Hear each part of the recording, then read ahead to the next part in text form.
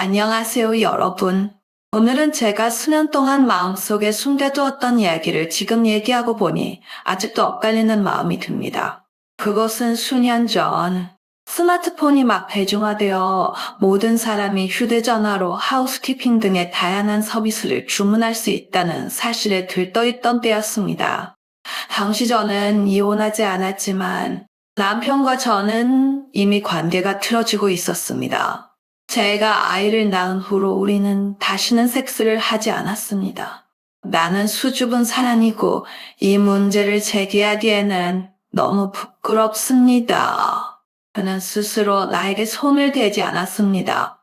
이런 삶은 극도로 우울하다. 어느 일요일 아침 나는 다리에 심한 통증을 느꼈습니다. 지금은 전 남편이 된 남편은 출장을 갔고 제 아들은 어머니가 고향에 있는 친척들을 방문하러 데려가셨고 저는 집에 혼자 남게 되었습니다.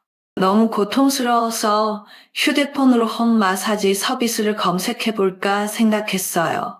페이지 중 하나를 클릭했더니 창이 자동으로 뜨면서 고객 서비스 담당자가 저와 이야기를 나누고 있었습니다. 저는 제 증상을 간략하게 설명하고 가격을 물었고 마지막으로 휴대전화 번호를 남겼습니다. 얼마 후 저는 한 남자로부터 전화를 받았는데 이성인이 제 집에 와서 마사지를 받아도 괜찮냐고 물었습니다. 그는 또한 이성인이 매우 강하고 전문적인 교사라고 말했습니다. 나는 잠시 주저하다가 다리 통증이 덜해질 거라고 생각하고 동의했습니다. 40분쯤 후에 초인종이 울렸습니다. 문을 열었더니 20대 청년이 서 있었습니다. 그는 매우 정중하게 안녕하세요 라고 말했습니다. 그때 저는 그가 너무 어려 보이고 전혀 경험 많은 마사지 마스터처럼 보이지 않는지 궁금했습니다. 하지만 그가 이미 이곳에 왔고 매우 예의 바른 사람이었기 때문에 그를 쫓아내는 것이 부끄러워서 주저하면서 그를 들여보냈습니다. 그가 다음에 한 질문은 더욱 이상했다. 그는 나에게 당신 가족 중에 다른 사람이 없나요? 라고 물었다. 나는 아니라고 대답했다. 그러자 그는 당신 남편이 갑자기 돌아오는 거야? 라고 물었습니다. 저는 속으로 생각했습니다. 이게 제 남편과 무슨 상관이 있을까? 하지만 다시 생각해보니 남자와 여자가 방에 두 사람만 있는 건 정말 불편한 일이었을 것 같아서 아무도 갑자기 돌아오지 않을 거라고 솔직하게 말씀드렸습니다. 그는 제 침실로 들어와서 먼저 제 침대에 일회용 방수 시트를 깔았습니다. 한 면은 플라넬이고 다른 한 면은 연한 녹색 플라스틱으로 된 단일 시트입니다. 당시 저는 너무나 당황했고 이 조직이 매우 전문적인 조직이라고 생각했습니다. 그는 시트를 깔고 나서 나에게 침대에 누워서 마사지를 하기 시작했습니다. 그의 기술은 꽤 좋았습니다. 그는 제 종아리를 마사지하는 것으로 시작했고 얼마 후 어떻게 된 일인지 허벅지로 옮겨갔습니다. 그는 계속 압박하는 동안 나에게 말을 걸며 내가 결혼한 지 몇 년 됐는지, 자녀들이 몇 살인지 물었습니다. 나는 매우 당황해서 그에게 내가 아이가 있다는 것을 어떻게 알았는지, 그리고 아이들의 옷이 발코니에서 말려지고 있는 것을 보았는지 물었습니다.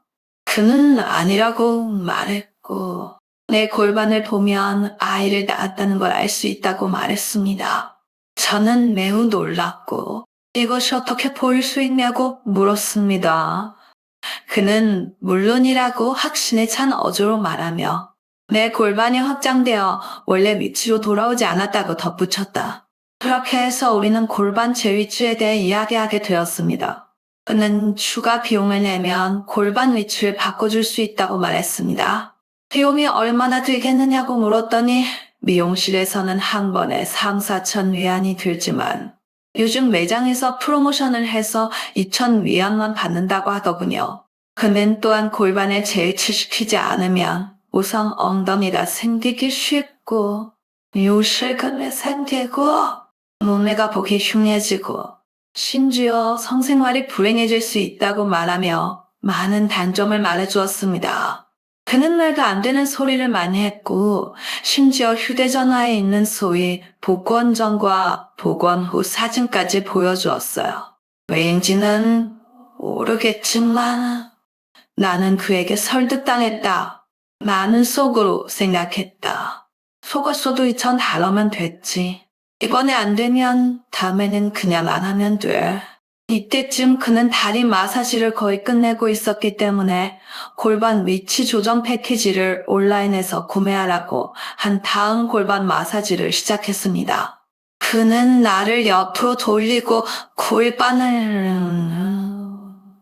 그가 나를 누르자 그의 몸이 내 엉덩이에 문질렸고 당신하는 이상한 느낌을 받았습니다.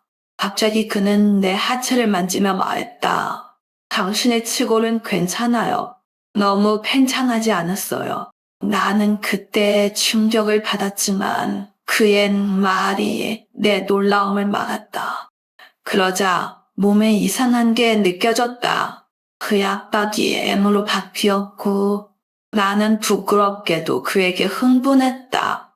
그는 내가 반응하는 것을 보고 나에게 모호한 말을 하기 시작했습니다. 그는 그들이 더 많은 특별 서비스를 가지고 있다고 말했고 나는 천 위안을 더 추가하면 그것을 경험할 수 있다고 말했습니다. 그는 또한 그런 서비스는 사람들을 극도로 행복하게 만들 수 있다고 말했습니다. 평생 오르가즘을 경험해 본 적이 없는 많은 중년 여성과 노년 여성들이 그것을 한 후에 매우 만족했고 수가 젖었다고 말했습니다.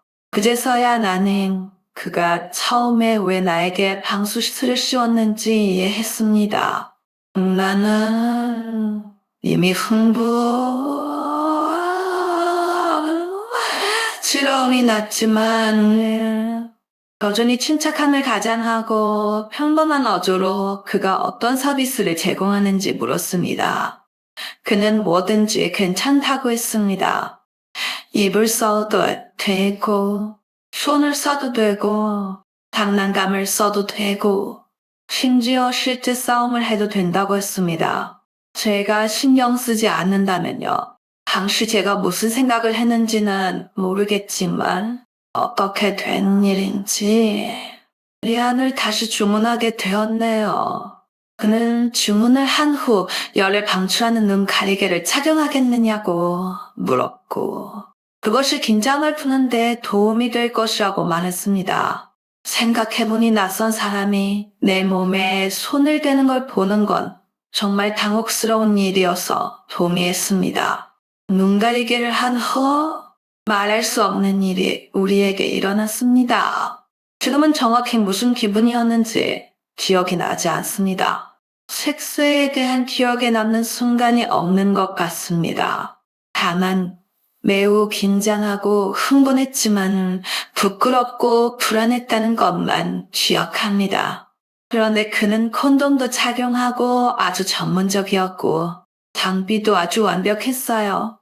일이 끝나자 그는 나에게 물 한 잔을 줄 수 있겠느냐고 물었습니다. 나는 그에게 물 한 잔을 따라 주었고 그는 그 자리에 앉아 휴식을 취했습니다. 당시 저는 호기심이 생겨서 그에게 이걸로 얼마나 벌 수 있나요? 라고 물었습니다. 그는 솔직하게 절반이라고 말했습니다. 그 말을 듣고 그럼 당신 사장은 정말 돈을 벌고 있는 거군요? 가게도 필요 없어요. 거의 비용이 들지 않아요. 라고 말했습니다. 그는 비용이 적지 않아요. 검색 엔진에서 순위를 사야 해요. 라고 말했습니다. 저는 그가 어디에 사는지 물었고 그는 진실을 말해주었습니다. 그는 사장이 음식과 숙소를 제공했으며 늘 여러 소녀는 충실히 네, 거실이 2개 있는 집에서 살았다고 말했습니다. 너무 많으면 다른 사람을 전원 배치할 수도 있다. 그는 또한 그들이 보통 오후와 저녁에 일하러 나온다고 말했다. 내가 주문했을 때 아무도 일어나지 않았고 사자는 다른 사람들을 깨울 수 없었다. 그는 돈이 부족해서 어려움에도 불구하고 나왔다.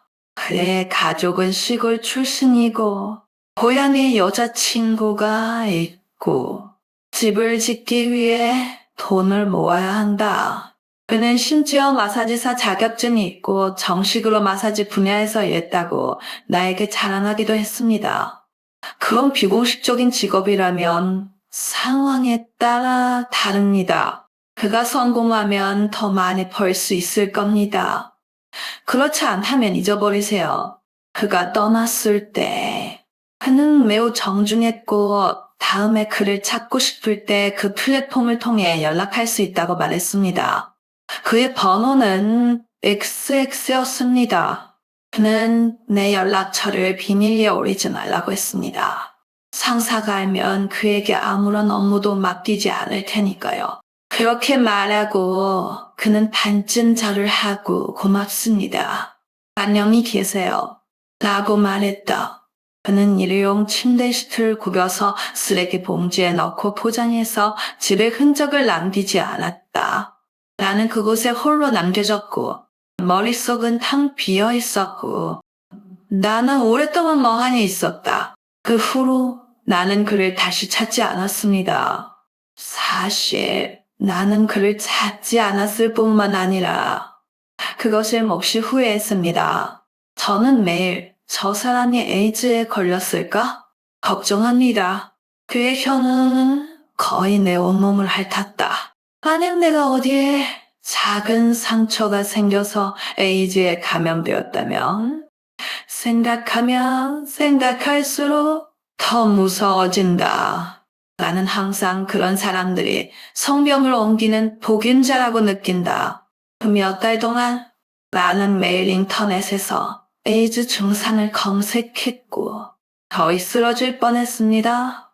3개월 후에야 병원에 가서 검진을 받고 아프지 않다는 것을 확인했습니다. 그때서야 안도감을 느꼈습니다. 남편에 대해 죄책감을 느끼냐고 물었잖아요. 솔직히 말해서 전혀 그렇지 않습니다. 왜 그런지도 모르겠습니다. 제가 궁금한 건 남자들이 밖에서 이런 일을 할 때 제가 그렇듯이 죄책감을 전혀 느끼지 않을까요?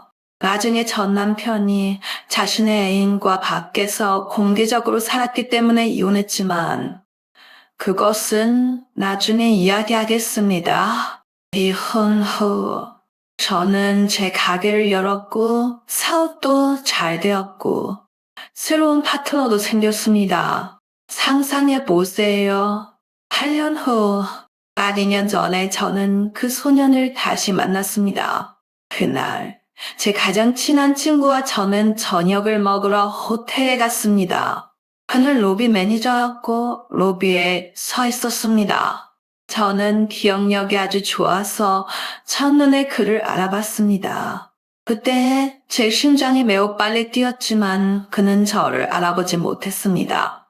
그날 나는 와인을 조금 마시고 화장실로 가는 길에 그를 지나쳤다. 내가 뭐가 잘못되었는지는 모르겠지만 나는 그에게 나는 당신을 알아요 라고 속삭였다. 그는 잠시 멍하니 있더니 미소를 지었다. 그는 아직도 너무 관대하고 자신감이 넘쳐서 저는 약간 설득력이 부족한 것 같아요. 나는 그에게 왜 더 이상 그렇게 하지 않니? 그는 지금은 포르노와 불법 출판물에 대한 단속이 매우 엄격합니다. 우리는 더 이상 온라인 광고를 할 수 없습니다. 우리 사장도 이 일로 체포되었습니다. 라고 말했습니다. 우리는 아주 낮은 목소리로 말했기 때문에 우리 둘만 들을 수 있었지만 이상한 것은 그가 부끄러워하거나 아무것도 숨기지 않았다는 것입니다. 나는 내가 부끄러운 줄 알고 어색하게 결혼하셨어요? 라고 물었습니다. 그는 고개를 끄덕이며 맛있는 식사를 기원했습니다. 떠나기 전에 나는 그를 다시 바라보았다. 나는 이 사람과 그런 관계를 맺고 있다는 게 믿을 수 없었다.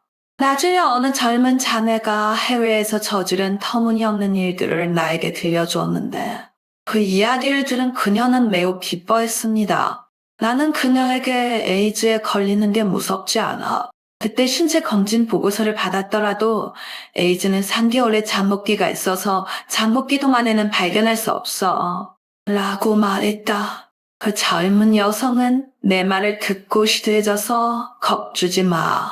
라고 말했다. 나는 그녀를 겁주려고 한 게 아니었다. 지금 그 일을 떠올리면 돈을 쓴 건 괜찮지만 중요한 건 내가 에이즈 공포증을 앓고 있었다는 것이다. 그 기간 동안 나는 멍하니 있었고 아이를 안아볼 생각조차 하지 못했다.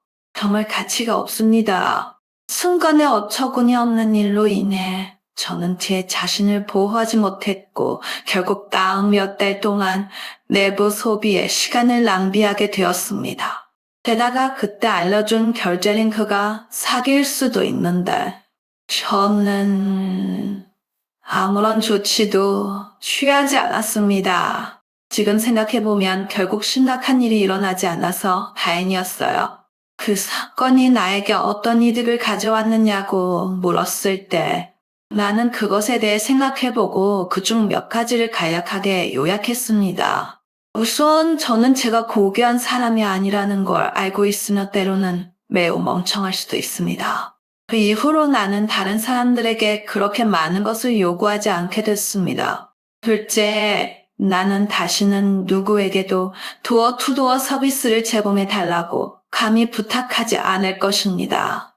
나는 기준이 낮고 안정감이 약해서 무언가 잘못될 가능성이 너무 큽니다. 나중에 가정부를 구할 때면 언제나 공식적인 자리에서 찾아보고 훨씬 더 조심스러워졌습니다.